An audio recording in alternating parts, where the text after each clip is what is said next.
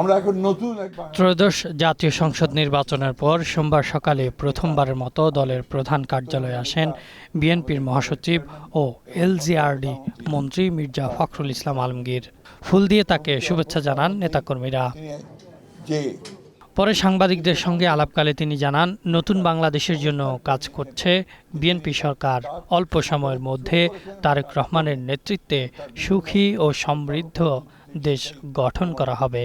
আমরা বিশ্বাস করি, আশা করি যে বাংলাদেশ জাতীয়তাবাদী দল তার নেতৃত্বে আরও শক্তিশালী হয়ে উঠবে এবং এই সরকার, যে সরকার গঠন করা হয়েছে তার নেতৃত্বে, সেই সরকার সফল হবে বাংলাদেশকে তার ইপ্সিত লক্ষ্যে নিয়ে যেতে এবং সত্যিকার অর্থেই একটা সুখী সমৃদ্ধ বাংলাদেশ গড়ে তুলবে, যা আমাদের প্রতিষ্ঠাতা শহীদ প্রেসিডেন্ট জিয়া রহমানের আমাদের লক্ষ্য ছিল।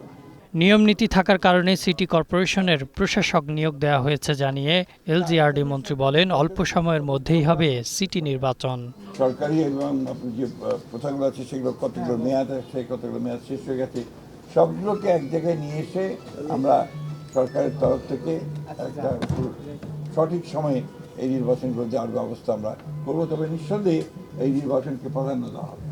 এক প্রশ্নের জবাবে তিনি বলেন, আওয়ামী লীগের কার্যক্রম আইনগতভাবে নিষিদ্ধ, তাই তাদের দলীয় কার্যালয় খোলার ঘটনা আইনিভাবে দেখা হবে।